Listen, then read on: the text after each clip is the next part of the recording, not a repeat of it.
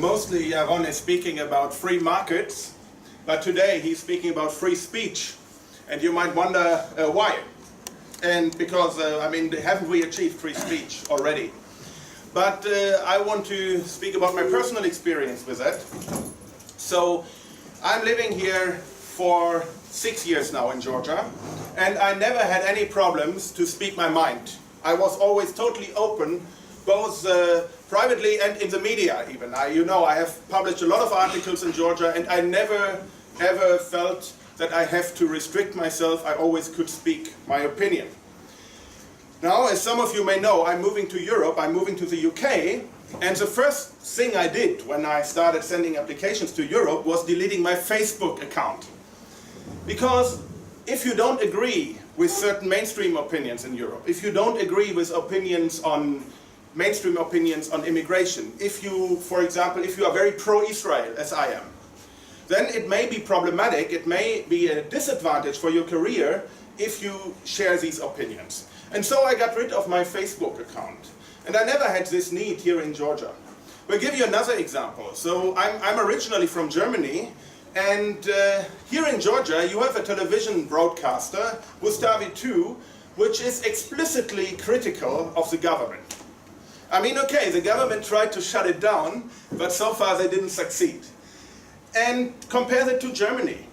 In Germany, in 2015, when 1 million people were invited to the country, in the media there was just one opinion, and that opinion was aligned with the government opinion. So in Germany, I don't feel as free as I feel here, and once I move back to Europe, I will have to restrict myself much more. Therefore, I think it's a very important topic, and I'm very happy that we have Yaron Brook here, and the floor is yours. Thank you, thank you.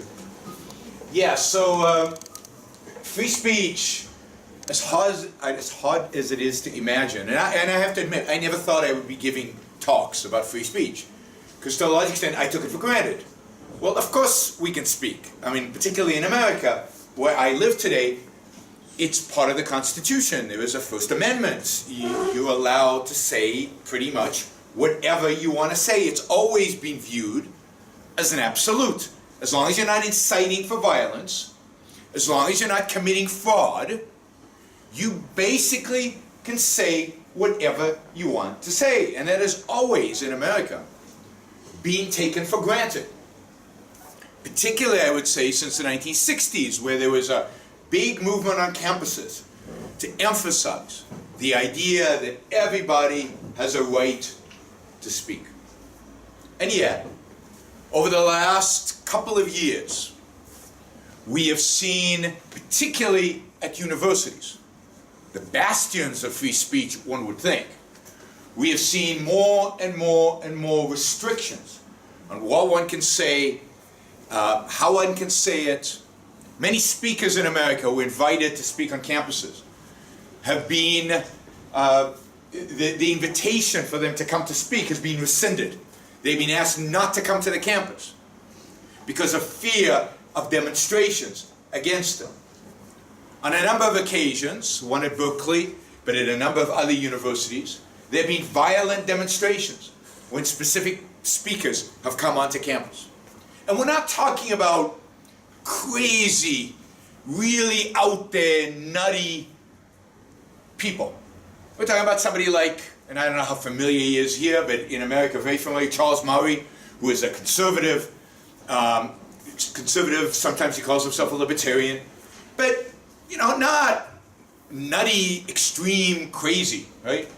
Pretty mainstream, conservative, libertarian type, very prestigious, written a lot of books, and yet violent demonstrations have prohibited him from speaking at some universities.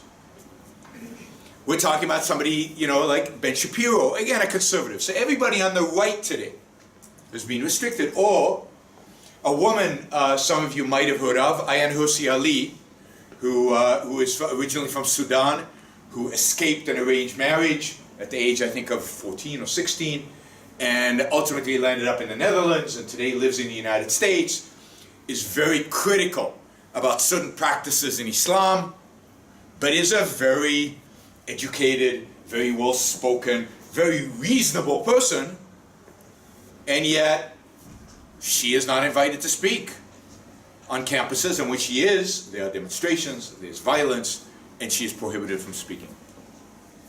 More and more, this is the case on university campuses in the United States.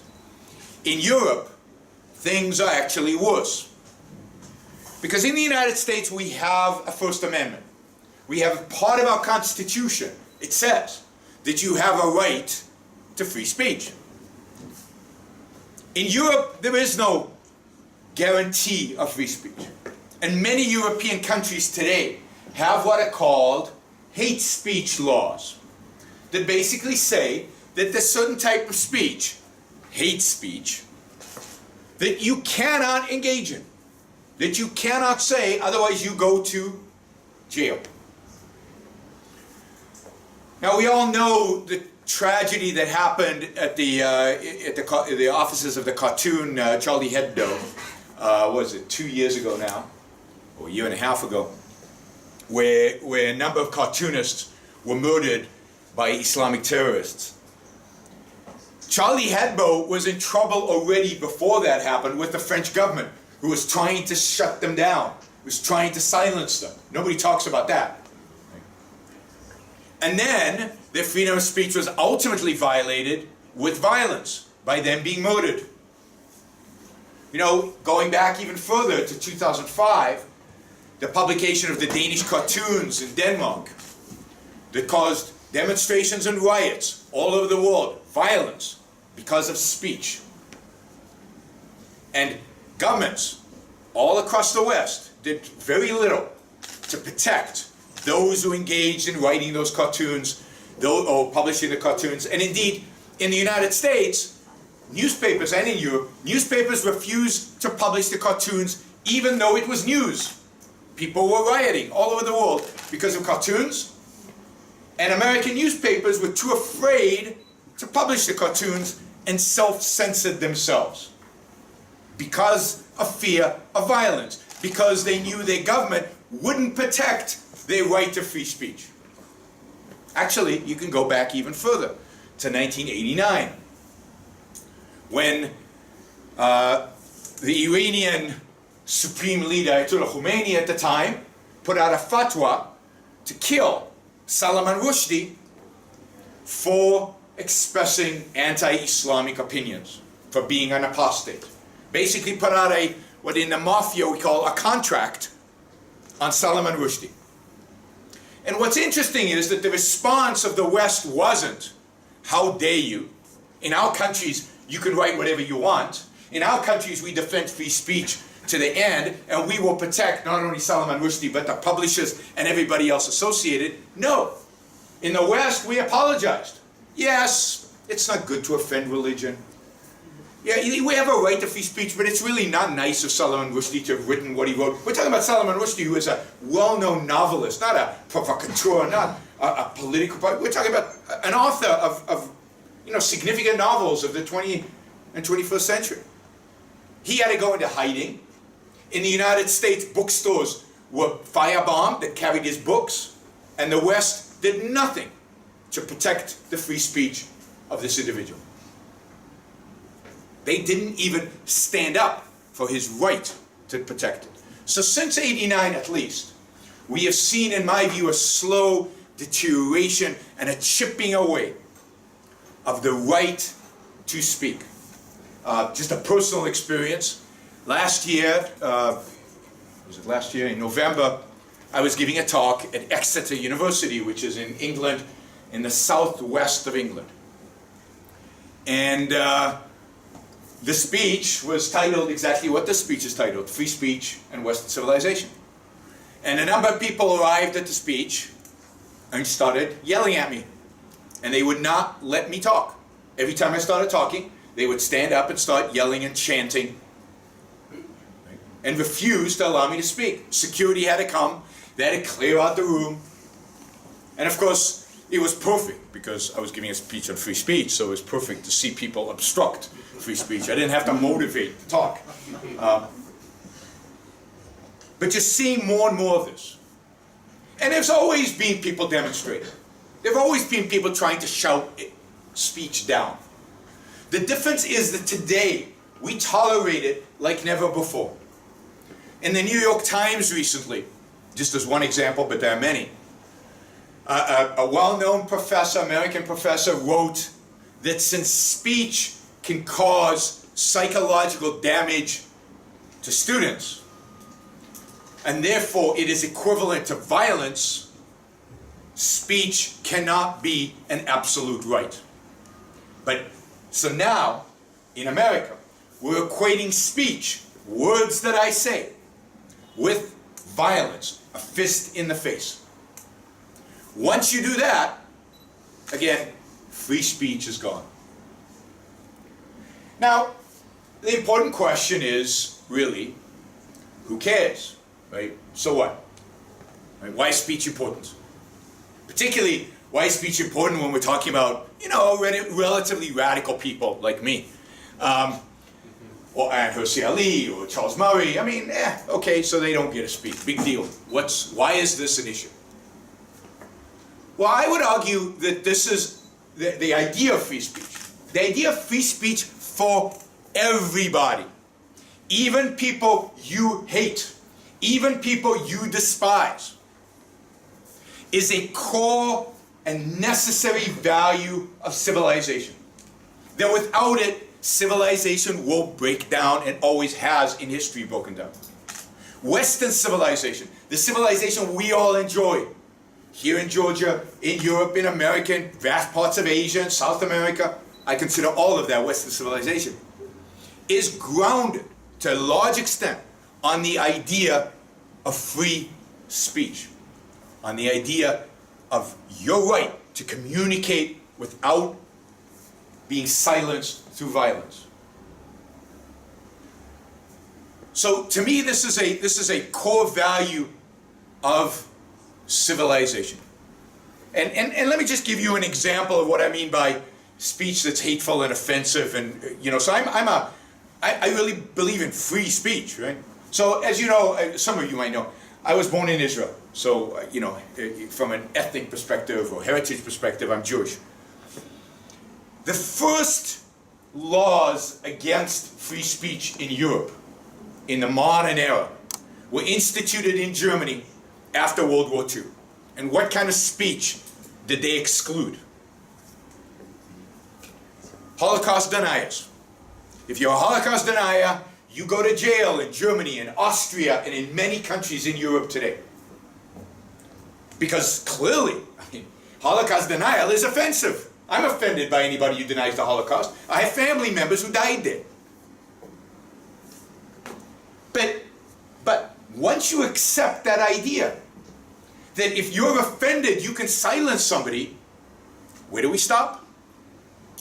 I know lots of people who are offended by my advocacy for capitalism and freedom. I know many people who are offended by lots of things that I do, that you do. What's the standard? Who gets to decide the standard? And this is where I think going back in history is really important. If we think about Europe and the world really, before the Enlightenment, before the 17th century, who got to decide what speech was allowed or not allowed? Well, it was the church and the king, or the queen, or the whatever, right? It was the authorities decided what was allowed and what was not allowed. It's the authorities that dictated what constituted science that was acceptable and what constituted science that was unacceptable. What constituted acceptable philosophy and what constituted unacceptable philosophy. And if you happen to practice science that was unacceptable, for example, God forbid, claiming that the earth went around the sun, not the sun around the earth, what happened to you? Well, if you were Galileo, you got lucky because you only were put under house arrest. If you came earlier than Galileo, you typically got burnt at the stake. Not so lucky. What about philosophers who might have claimed that maybe God didn't intervene in every aspect of our life and had more of a Aristotelian conception of God as a first mover, but otherwise, not intervening in everything. Really radical. What happened to them? Well, they had to basically stay in hiding like Salman Rushdie. They had to publish their articles with anonymous names. And if you read one of their books, if you were found with a book by Spinoza, the philosopher, you could get into real trouble. You could land up in jail, you could land up dead, because this was heretical. These were heretics. So, historically, by the way, there are 2 seats up front here if anybody wants to sit. There are 2 seats here. History is full of authoritarians, whether in the name of religion or in the name of the state, dictating what we can think, dictating what we can say, dictating what is offensive, dictating what is acceptable. In the 18th century, thinkers started to challenge this idea. They started to recognize that the attribute that makes us human, the attribute that is most important for human life, is what? What's another name for the Enlightenment? The age of what? The age of reason. The age of reason. They started to recognize the human reason. Again, this is really them rediscovering Aristotle and understanding Aristotle. Aristotle defined man as the rational being. And the age of reason is an age in which we understood that reason is our means for knowing the world. Reason is what should guide our behavior. Reason is how we know things. The first, in my view, the first thinker of the Enlightenment, really, the first thinker of the age of reason is who? Early 17th century, 18th century, sorry. Isaac Newton. In many respects is the guy who popularizes this idea. Because think about it. Before Isaac Newton, what was our understanding of the physical world? What moved planets and objects and everything? Well, basically God's will. We had no understanding of physics, of science, of how things moved around. The notion was that real knowledge of truth came to us not through reasoning, not through figuring stuff out, but through revelation. And we needed authorities to have that revelation, because you know what? We're too stupid to actually get the revealed knowledge directly. This is Plato. If you know a little bit of philosophy, Plato says all of us live in a cave, and we just see shadows. We don't really see actual reality. You need the philosopher kings, the philosophers, to actually get the revelation of what's real, of what's true, of what's actual knowledge. Aristotle, of course, comes and says, no, all of us have the faculty of reason. All of us can think rationally. All of us can know truth directly through observation of reality. And Newton says, yeah, Aristotle's right. Here are the laws of physics that actually explain all these things. Here's some formulas where you can predict the movement of planets, you can predict the movement of objects, and suddenly everybody can understand physics. It's not that hard. I know, if you didn't understand physics, Newtonian physics, you had a bad teacher. Because it's not that hard. And people in the 18th century kind of woke up and said, wow, cool. We can understand the world. We don't need authorities to tell us what the world's about. We can actually understand it. Here and there's a system. And there's a way to understand it. It's called science. And this is called the age of science, the age of reason, the Enlightenment. And of course, if you can reason, if you can think, if you can discover truths, then it's important for you to have the freedom to act on those truths. Because otherwise, what's the point? What's the point of thinking if you can't act on those thoughts? And one of the actions that we engage in is expressing those ideas, expressing those thoughts, expressing those truths, whether in writing, whether in speech. And they came to understand that it's important for the development, for the discovery of truth, the development of science in all human realms, to give people the freedom to express those truths. And yeah, some people will express lies. Some people will express things that we don't like. But what they understood during this period was that the last thing we want is an authority to decide what is a lie and what is a truth, what is acceptable and what is unacceptable, what is offensive and what is unoffensive. That the real authority is you, me, every one of us. We get to decide. Not the Pope or the king or the president or the government, but we get to be exposed to whatever ideas are out there, and we get to decide, using our own reason, using our rational faculty, what is true and what is not. And are we going to be exposed to offensive ideas? Oh yeah, lots of them. I mean, half the stuff I hear on the news is offensive to me. I mean, we're offended all the time. So what? Grow up. Right? Stand up. You know, if you disagree, you know, it's a good opportunity to get better at expressing yourself, your disagreement, to understand why you disagree. Sometimes the offensive speech is actually true speech, and you'll have an opportunity to rethink your own thoughts and re-examine your own beliefs.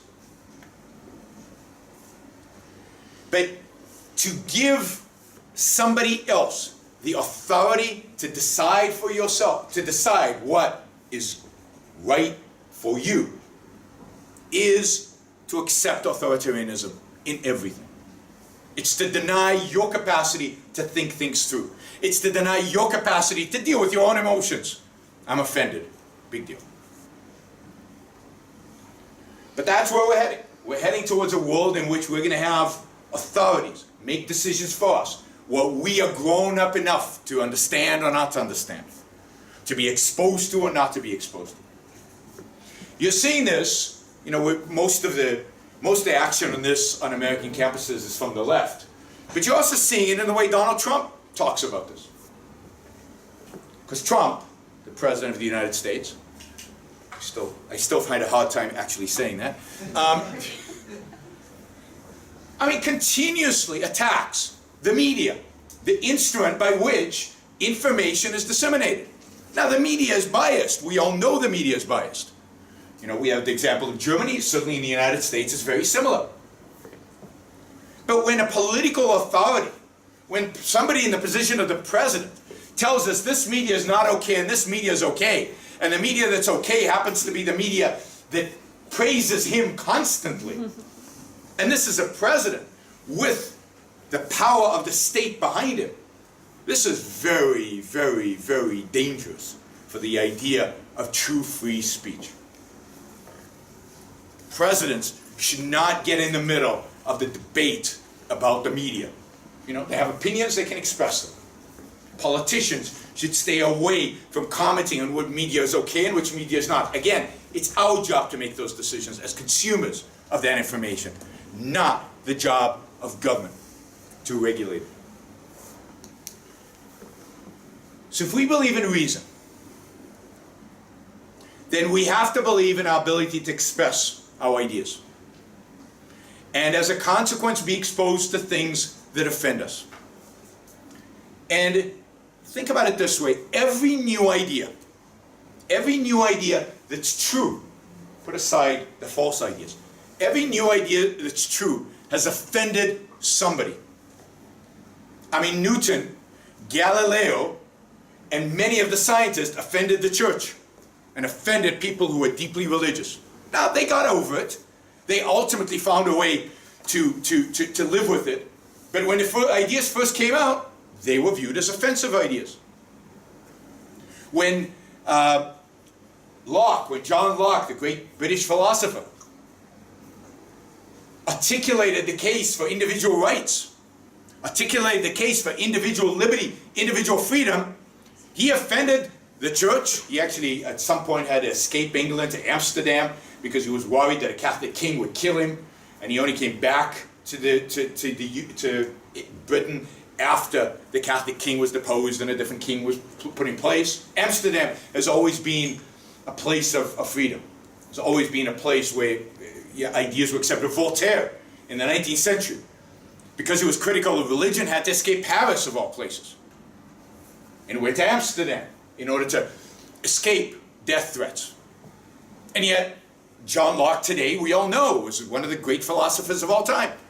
And yet at the time, what he said was offensive, because truth, if it's new, is always going to offend the people who believed in whatever it was that they believed before the truth was discovered. I mean, think of a modern example. Everybody know Uber, right? Do you have Uber here? No Uber in Tbilisi? Uber offends whom? Taxi drivers. We have Yandex. And Uber. Taxified here. You have an Uber here? Yes, you have it. Taxified local. Taxified. Okay, you have a compromised Uber. Yandex is Russian. Every new technology offends an old technology. Everything new is upsetting to those people who hold the old ideas. But the only way to advance is to continuously to discover truth, to express truth, and don't we want to be exposed to it? Don't we know when a new truth is being discovered? The price for that, if you will, is that, yeah, we're going to be exposed to a lot of falsehood. We're going to be exposed to a lot of nonsense. But I think we're all adults. I think we're all capable of figuring out ourselves, of evaluating, of judging. And what we don't need are authorities to tell us what we should believe, what we should think, what is true, what is not, and how to, and what can be expressed and what cannot. If you attack speech, ultimately what you're attacking is thought. Ultimately what you're attacking is reason. If you attack speech, what you're attacking is fundamentally the right of the individual to judge for himself, to think for himself. And therefore you are attacking individualism. Now in my view, the two foundational ideas of Western civilization, the two foundational ideas that created the civilization that we have today, that is being enjoyed by billions of people around the world. The two foundational ideas are reason, capacity of human beings to know the world around them through their rational faculty, and individualism. The individual is an end in himself. The individual is the standard for morality. The individual is determining the course of his own life. Individualism and reason are both under assault when we assault free speech. Now, why do we ban physical force? What is the difference between physical force? Because speech is not physical force. Speech is not me punching you in the face. Why have since the Enlightenment, all thinkers agreed, at least the Enlightenment thinkers, that physical force should be banned? And that's the job of the government. The primary job of government is to protect us from people who would use physical force against us. What's different about force? Force is the one thing that can destroy our capacity to think, to reason, to discover truth. When Galileo was put on a house arrest, what was his motivation to do more thinking, to discover more truth? Zero. He was now being penalized for using his mind. When somebody puts a gun to your back and says, from now on, you must live with the idea that 2 + 2 = 5. And if you don't, I will shoot you. You can't think. This is why, by the way, free countries in which we have freedom, advance technologically, advance economically, advance from the perspective of innovation, much more than authoritarian countries. Because to discover new technologies, to discover new truths, people must be free to use their mind as they see fit. Otherwise, we stagnate. Otherwise, we die. Violence is the antithesis of reason. To defend reason, to defend the human mind, means to reject violence. Speech is not violent. I can tell you nonsense. Some of you might think I'm saying it right now, right? I can talk nonsense, and you can ignore it. You don't have to pay attention. There's no way I can impose my nonsense onto your mind. You have to choose whether I'm saying something that's right or not, whether what I'm saying is true or false. There's no way I can impose my ideas on you, the same way I can impose my fist on you. So there is a fundamental difference between violence, which indeed needs to be banned from society, and speech, which cannot and should never be banned in a society. Okay, so just to summarize, and then I'll take your questions. The great achievement of Western civilization is the rediscovery from the Greeks of the role of reason in human life and the importance of the individual politically. That's what's led to the, the prosperity we have today. Anybody ever seen do you know the graph of per capita income or per capita wealth? Ever seen this graph? I'm going to draw it in the air. So, so this is going to be wealth or income per capita, and this is time. So 10,000 years ago, we're going to start 10,000 years ago. 10,000 years ago, people made under $3 a day on average. Almost everybody. And this is true for about 10,000 years. I mean, there were periods where it went up a little bit, Rome, and then it went down during the Dark Ages, and then it stayed like this, at $3 a day or under. And then what happened? Suddenly, out of nowhere, it went like that. Like that. And what is that date where it went like that? Anybody know what that date is? Industrialization. Yeah, industrialization. Well, what was the date and why did industrialization happen? What was the date where suddenly it went like that? When did we start industrializing? 1770? Well, I happen to like 1776. For two reasons. Two reasons. One, because a great book in economics was written. At the time, the first real defense of markets. What was that? Adam Smith, The Wealth of Nations, was published in 1776. But what else happened in 1776? The Declaration of Independence was written. In my view, the most important political document in human history. Because it is the first political document in human history to recognize the individual's right to his own life. Which means the right for individuals to act on their own behalf in pursuit of their own values, free of intervention, free of force. And as long as you're not violating somebody else's rights, you can exercise, you can pursue your values that you deem necessary for your own life. You have a right to liberty. What's a right to liberty? It's the right to think whatever you want to think. It's the right to speak whatever you want to speak, to write whatever you want to write. It's the first political document to recognize this.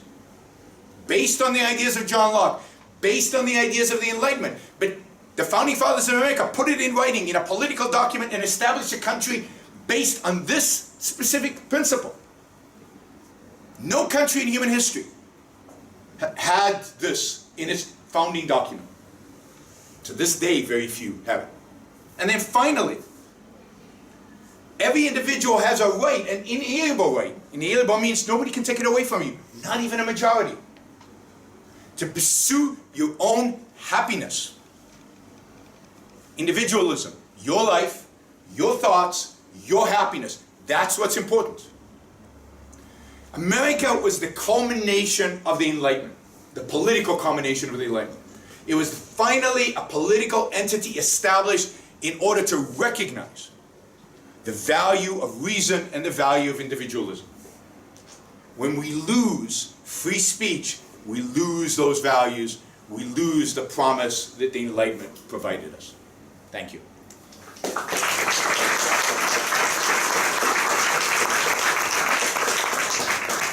Questions? Yeah. Good afternoon. My name is Sid, and great honor to meet you in person, finally. Seen a video of yours on YouTube finally a couple of years ago. And I have two questions for you. One that regards what you talked about today, and second, the general application of capitalism. So my first question is there is a current discussion right now in America about statues of some Civil War era military generals. Yes. And I want to ask what you think about that, even though those icons do actually do have like a connotation. It was erected around the time of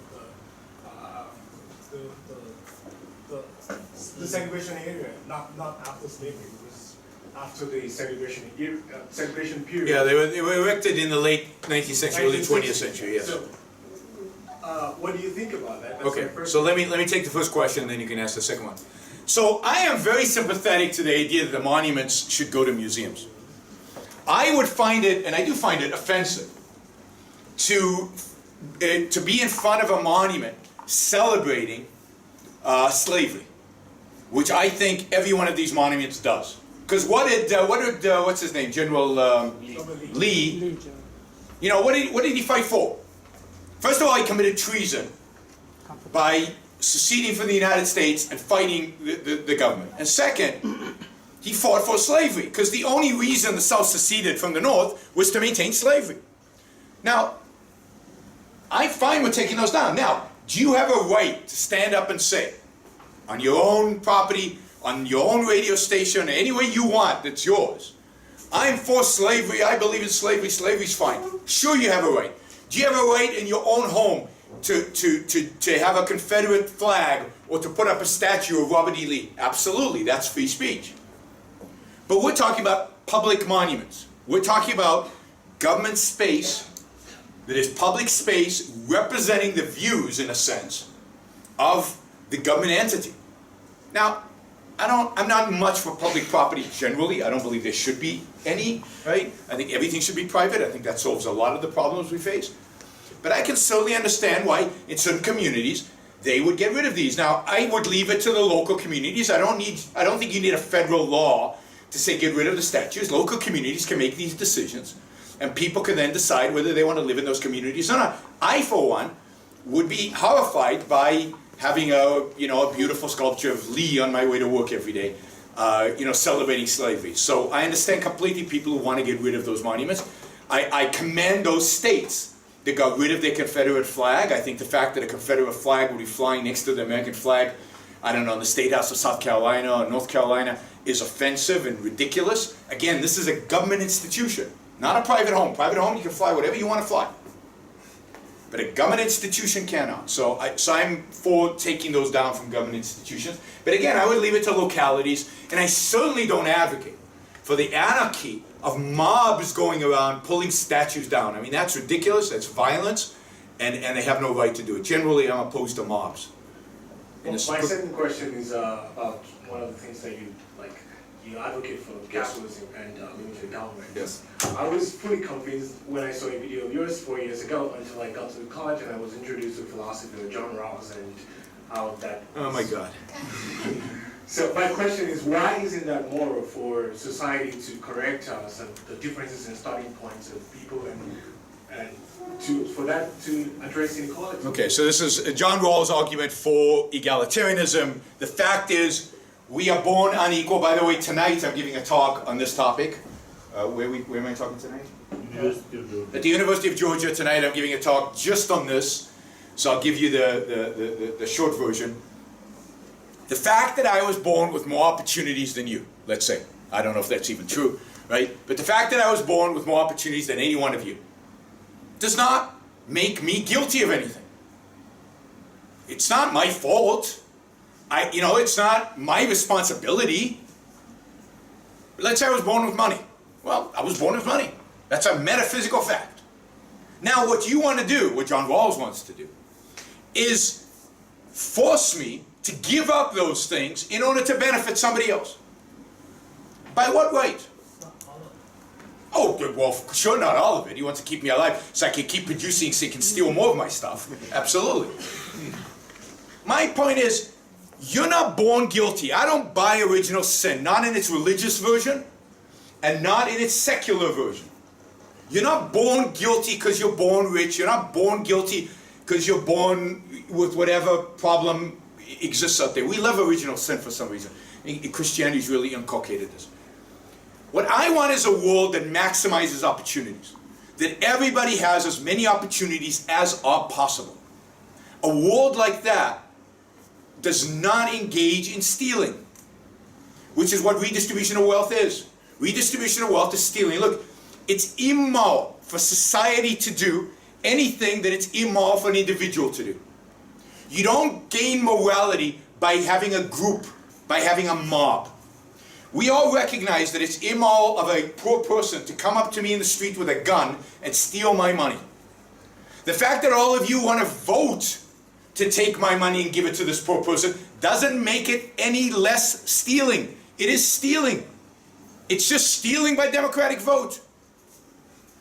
But democratic vote does not make something bad good. Does not make an evil justifiable. Remember the most famous vote to silence somebody, talk about free speech, right? Is Athens. And they didn't like what Socrates was saying. Socrates was going around and he was corrupting the youth because he was challenging their religious ideas. So basically Athens got together and voted. What should we do with it? How do we silence Socrates? Well, there's only one way to silence Socrates. He's a philosopher. He speaks. How do we silence him? By killing him. They gave him a chalice of poison, which he drank because he too believed in democracy. I don't believe in democracy if that's what democracy is. If you get to vote on how much money I get to keep, I don't believe in it. If you get to vote on what I can say and what I can't say, I don't believe in it. I believe in voting, but I don't believe in absolute democracy. And this is the whole idea of individual rights. The whole idea of Locke's individual rights is that they're inalienable. Nobody can take them away. If I have a right to my property, you don't have a right to take any of it. Even if you get everybody to vote in your favor. Now, is it true that people are unequal when they're born? Absolutely. Is it sad that some people are born with lousy parents, let's say, or bad genes? Absolutely, it's sad. That sadness does not give you a right to penalize those who are, let's say, more fortunate in that sense. It's not immoral that somebody was born with bad genes or with bad parents. Because morality can't apply to that which is not chosen. Right? So it just is. It's a metaphysical fact. It's a fact of reality that we're unequal. I think that's a beautiful thing, by the way. I think it's wonderful that we're unequal, because it would be horrible if we were all the same. And at the end of the day, the only way to establish equality is by doing what? How do we establish equality? Yeah. I just wanted to ask you Go ahead. something in regards to what you're saying, that we're born unequal. Yeah. So my question is, how my capital, whatever I'm born with, can it be social capital, material capital, defines our equality? So why these possessions or whatever it is defines how equal we are? Because I believe in my free speech that we're all born equal. And if I'm born with a lot of money because of my father or my mother, and you don't, that doesn't make us unequal, in a way. I agree with you. So I think we have to differentiate between two forms of equality. Political equality, equality of rights. I believe in equality of rights. I believe we're all equally free when we're born. We'll equally have a right to life, liberty, and the pursuit of happiness when we're born. And in that sense, everybody is born equal. And that's the only sense, in my view, that equality has any meaning. Because the alternative to that is equality of outcome. But you can't attain equality of outcome. We're never going to be the same. So you don't want to take all my money, you want to take some of my money. But we'll still be unequal. Because let's say I'm smarter than you. I'm just, as a hypothetical, right? Now what are you going to do? I'm smarter than you. How are we going to fix that equality? Now, I can tell you how to fix it. There's only one way to fix it. It's not a nice way. And it's not a permanent way, because there'll always be inequalities. Is you got to kill me. You laugh, but this is the classical example, right? So there was a group, those of you coming tonight will have to hear this story again. There's a famous group of intellectuals who went to study in Paris and learned from the best egalitarian philosophers in the world, the predecessors to John Rawls, Sartre and Camus and Diderot and all these really French philosophers. And they decided they wanted equality. And they were going to go to their country and they were going to establish equality. So they did. They went back home to their country and they gained political power. And they said, okay, we're going to create the ideal equal society. And for them, it was equality of outcome, not equality of rights like we hold it, right? So what did they do? Well, first they looked at their country and they said, some people live in the city, some people live in the countryside. That's not equal. You have many more opportunities in the city, people in the countryside. So what do? Well, they emptied the city. They basically drove everybody out into the countryside. The city became a ghost town. Everybody was out in the countryside. And in the countryside, now they had all these people in the countryside. And they said, wait a minute, they're still not equal.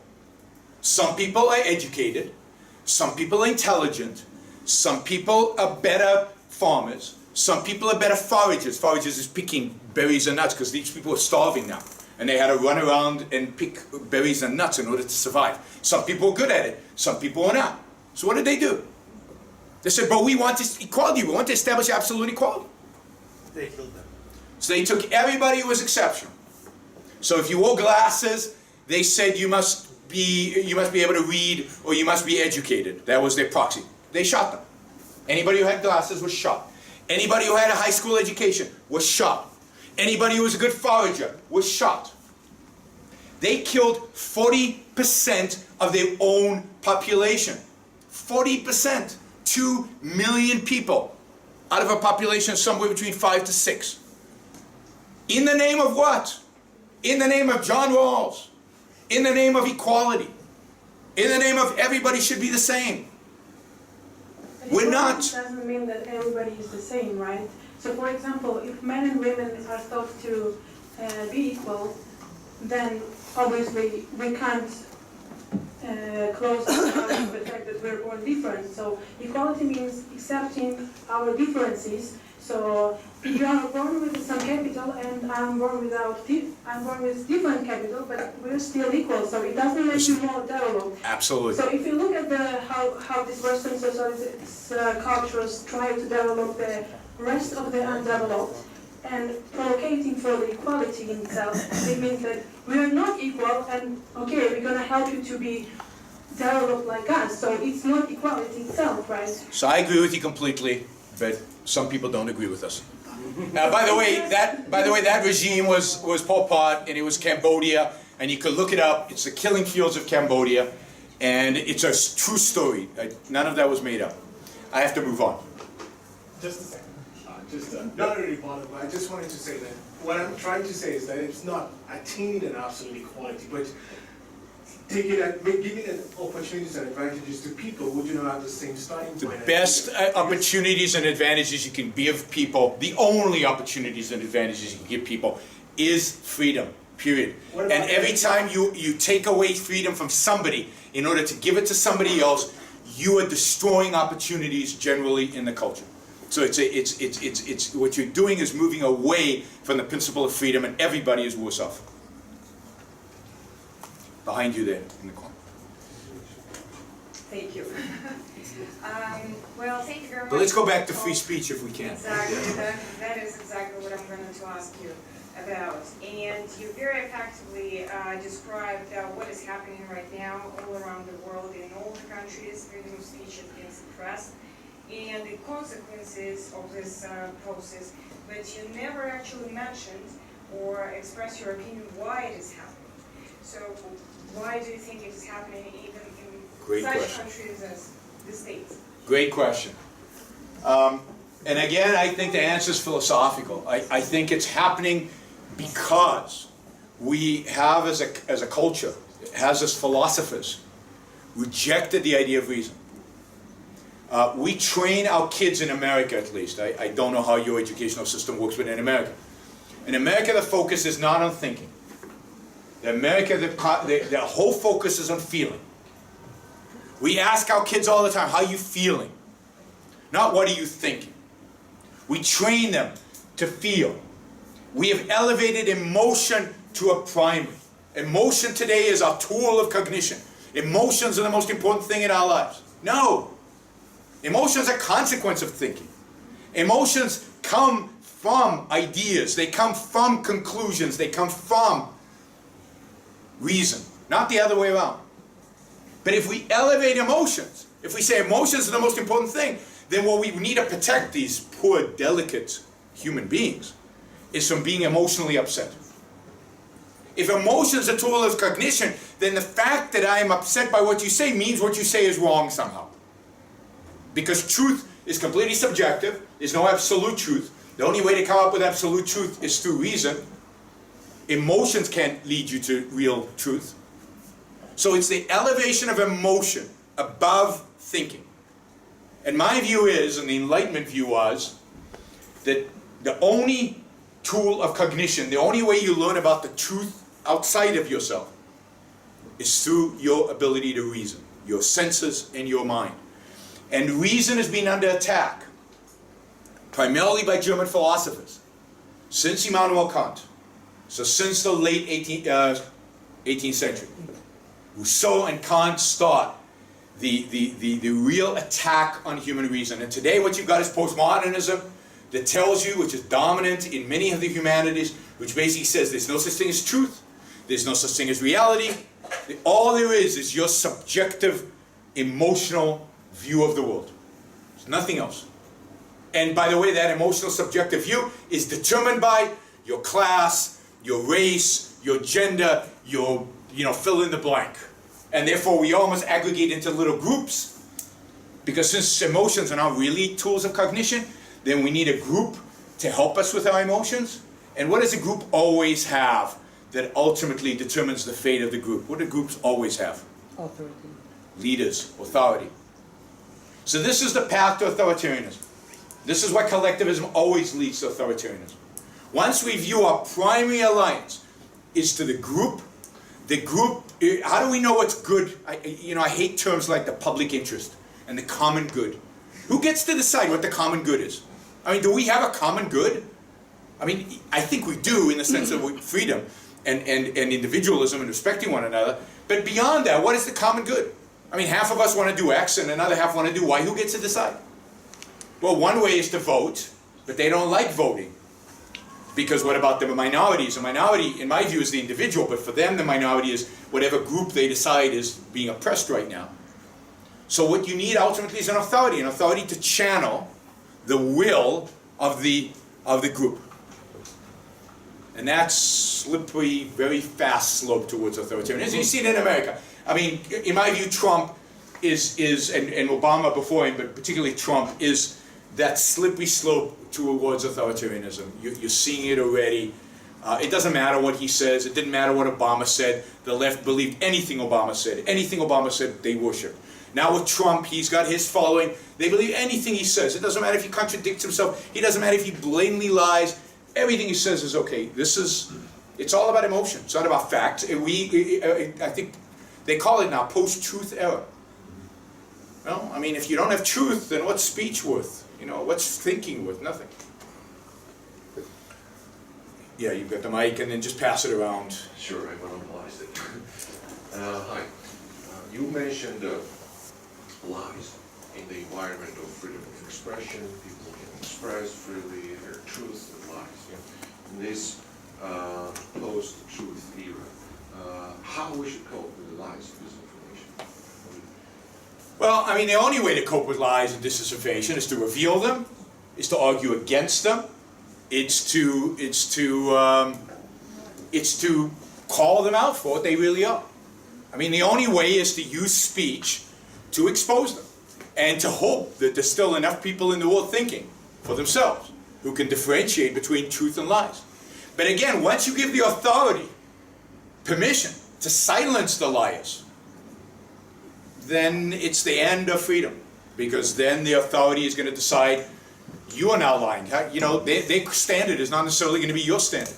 Their standard is probably their standard, which is power, which most authorities latch onto. So the only way is to speak up against it. And it's becoming more and more difficult. I mean, if I do a video and put it up on YouTube about terrorism, YouTube will not allow me to monetize that video. They won't put ads on it because they deem that offensive speech. So it's getting harder and harder to speak up against certain points of view, because and I think they have a complete right to do it. I'm not objecting to their right to do it. It's a private company, they can do whatever they want. But it's becoming more and more difficult to stand up and say, what's being expressed there is false. Here's what I think is true, you guys get to decide. Because we're limited in what and where we can speak. If you, yeah. I have a question. Thank you very much for your very interesting speech, first of all.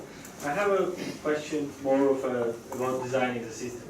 What frequently said about the part when I am offended that the state tries to impose some kind of a rule on me is that, okay, that's kind of a prevention of abiding the law. In economics, I mean, if we look at Smith or Friedman or Hayek, they say that there are two roles of the government, right? Protecting society from outside force and protecting us from each other. Yes. So what if they tell us, someone in EU country or something like that, that okay, the reason why I'm stopping this free speech is to prevent the violence, to protect you from him. It's a good question. I don't, so, and they say that all the time, because these people are going to be offended and they're going to rise up and they're going to come after you. By the way, I hear that argument about redistribution of wealth all the time, right? If we don't redistribute wealth to the poor, if we don't take money from the rich and give it to the poor will rise up and beat us up, right? And they'll come and take the wealth. So we're just protecting you from violence by stealing stuff from you and giving it to them. You cannot penalize the innocent because the guilty might rise up against them. Right? There's no end to that once you begin on that path. So the only role of government is to protect us from force by doing what? By using force in retaliation. I mean, the whole rule of law is set up in a way as to say, in order for me to use force against you, I have to have proof, solid evidence, that you're about to commit a crime or that you have already committed a crime. So it's not the role of government to prevent all violence. In the sense of, I'll give you another example, you know, we could have a curfew. We could say, there's a lot of rape going on, and we could say all men have to stay home because men typically commit rape. So we say, in order to prevent violence, we're going to have all men forced to stay home so that they can't rape. Right? But that would be absurd because most of us are innocent. You can't penalize the innocent for the sins of the guilty. But what if there is an efficiency argument? I don't buy efficiency arguments. It's more efficient to prevent the crime. Sure. So it's more efficient to keep men at home than to let, and therefore reduce the rate of, but that's why I'm not an efficiency guy. I don't buy efficiency. I'm not a utilitarian. I think those are bad arguments, and they lead to lack of freedom. Now, I happen to believe that the moral is the practical, that morality is also consistent with efficiency. So I'm not going to argue efficiency with you, but I believe that if we respect individuals' rights, we also get an optimally efficient solution. Even if I can't tell you in economic terms exactly what the graphs look like, because I don't think, and this goes to economics, I don't think we can actually model human behavior in that kind of detail to know what is the truly efficient outcome. And therefore, I'm for rights. I'm for protecting individuals. And all of my experience shows me that when you protect individual rights, you get the most efficient economic and political outcome as well. And once you start violating them, slippery slopes do exist. Violations of rights, once begun, do not stop, and you get very inefficient, as well as immoral outcomes as a consequence. Okay, just to came to the question Use of the why. mic. Oh, okay. Just to came back to the question of why. Yes. You mentioned the counter-subjectivism and that they take out the reasoning. Okay, that could be partly the explanation. In my understanding, the roots are deeper. It's have been written in Daniel Bell's Cultural Contradictions of Capitalism. Yeah. And because we have these contradictions, then the question was how to overcome. And there was the free, just 3, 5, 10, 11, how much you like ways. Yeah. Because this always, if you have contradictions in the system. Contradictions can't survive. Contradictions can't exist. But I, for one, don't believe capitalism involves contradictions. So I probably disagree with Bell's book, although I'm not that familiar with it. I don't believe freedom is a contradiction. I believe capitalism, the essential characteristic of capitalism is individual freedom. It's the protection of individual rights. It's the abolition of violence from society. That's the only role of government. It's abolition of violence and the arbitration of disputes, the final arbitration of disputes. That's it. There's no contradiction there. There might be disagreement, but that does not create contradictions. So I think, part of what is going on, I think the deep point is this negation of reason. I think that's a much more deeper point philosophically. It's a negation of reason and the adoration of emotion. But I also think that there are elements in our societies who want authority, who thrive on authority, who don't want to think for themselves, who don't want to have to decide for themselves, that they want somebody else to make those decisions for them, somebody else to protect them because they're sensitive beings. I think those authoritarian elements among human beings that have always existed, ultimately, in the 100,000 years that we have known human history, how much of that have we been free? Like 200. 200. And even then, only a fraction of humanity has been free, even during those 200. So freedom doesn't come easy to human beings. Freedom doesn't come, naturally in a sense of we just do it.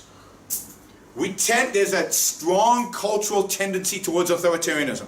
There's a strong cultural tendency towards letting people tell us what to do and how to do it. And I think that is ancient. It's been around in our culture forever, and that's rearing its ugly head again today. And then we'll move back.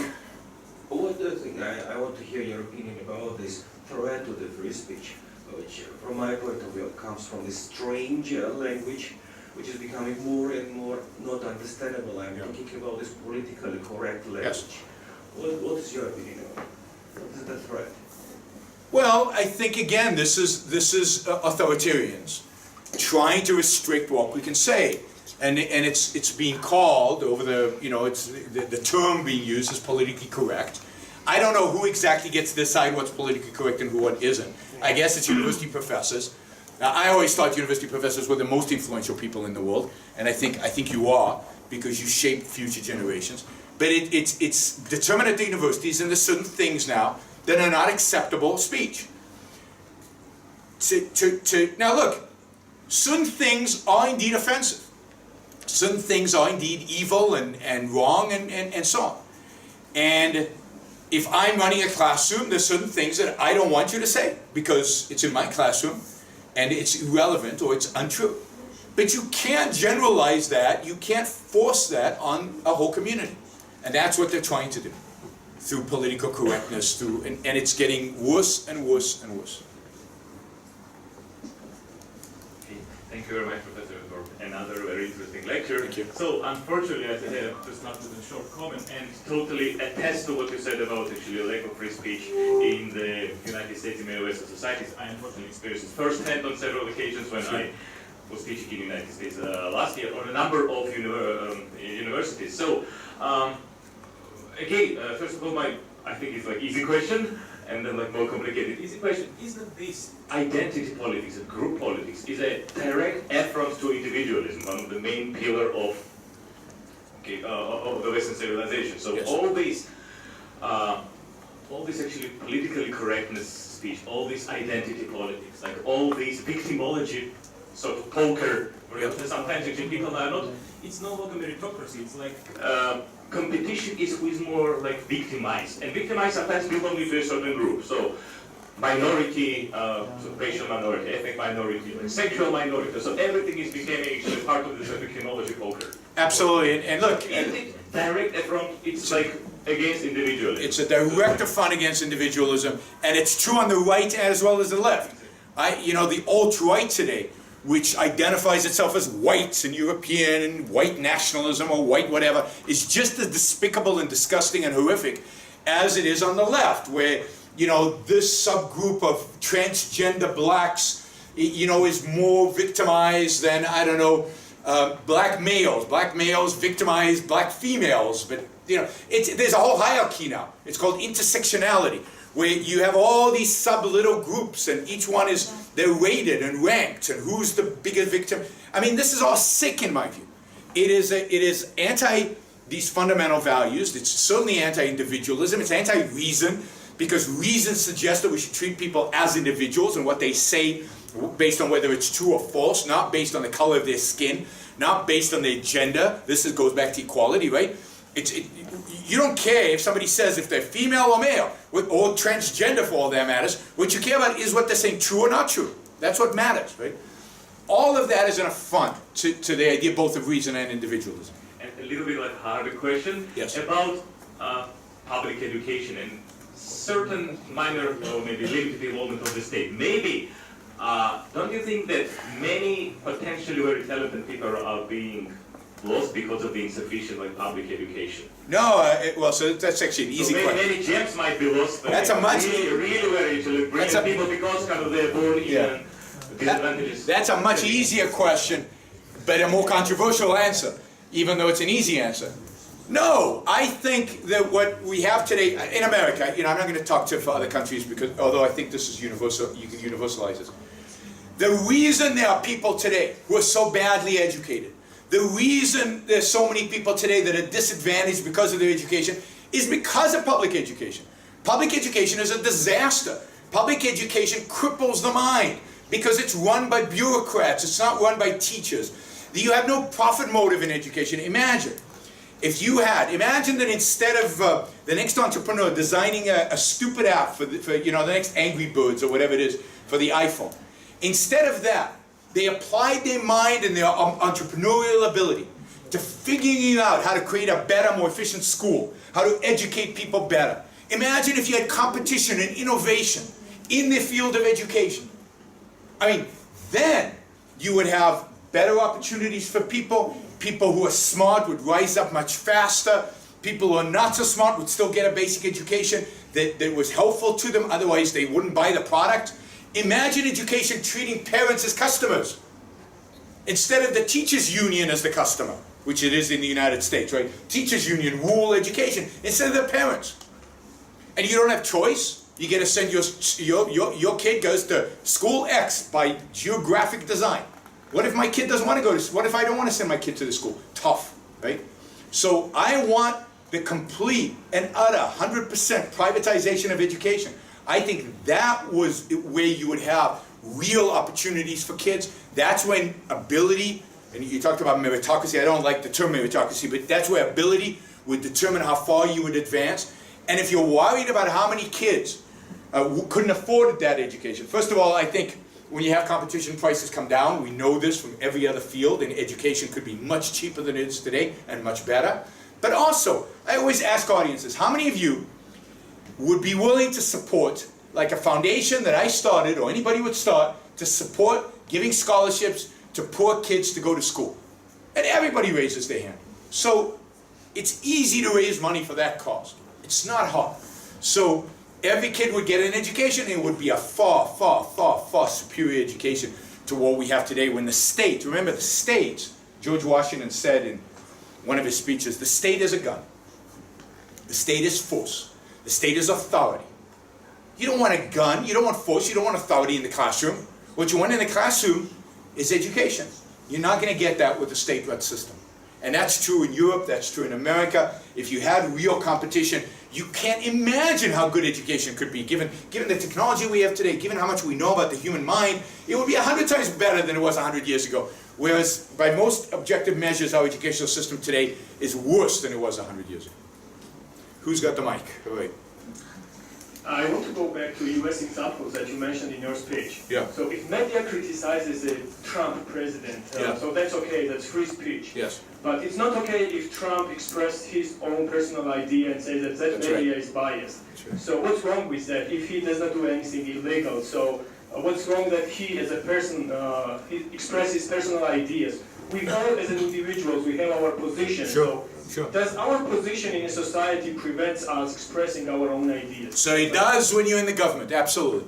So Trump, as real estate billionaire, can say whatever he wants to say, can accuse anybody of anything, but as president of the United States, he has a gun. He might point it at you, he might just hold it like this and look at you. But you know that gun is pointed, and he said it, so he has said. This is how stupid, I mean, we're taping. Trump is, in my view, right? Has he done anything to ban those? Well, think about this. He has said that he's going to go after Amazon for being a monopoly. And in the same sentence, he said, you know, and they own the Washington Post, and I don't like the Washington Post. So when the Justice Department goes after Amazon, is that an attempt to silence the Washington Post? Isn't it an attempt? Do we know? How can we tell? Very, very, very dangerous when a president starts threatening the media, starts accusing some in the media versus others in the media. I mean, again, as a private citizen, you can do it all. But once you have a gun, once you are in uniform, as President of the United States, Commander-in-Chief of the military, you can't just speak as a private citizen. You now represent the official view of the U.S. government. The official view of the U.S. government of the media is zero. They don't have an official view. The official view of the U.S. government of the U.S. media is they're free to say whatever they want. Freedom of the press. That's the only position that a government official has. Privately, say whatever he wants. But when he's doing a press conference as President of the United States, no. All right, and then this guy here. So I'm just going to be really quick. So today you talked about free speech, which is, I think, what our society needs is individuality right now. So I just want to give example, for example, on the mic, how free speech works, and to ask the question how to actually have the power to stand up for yourself, because ultimately I have experienced it on myself that how it's not only about the authority, right? It's about the social norms that govern us, and that, for example, I didn't have the mic now and I wanted to say something, right?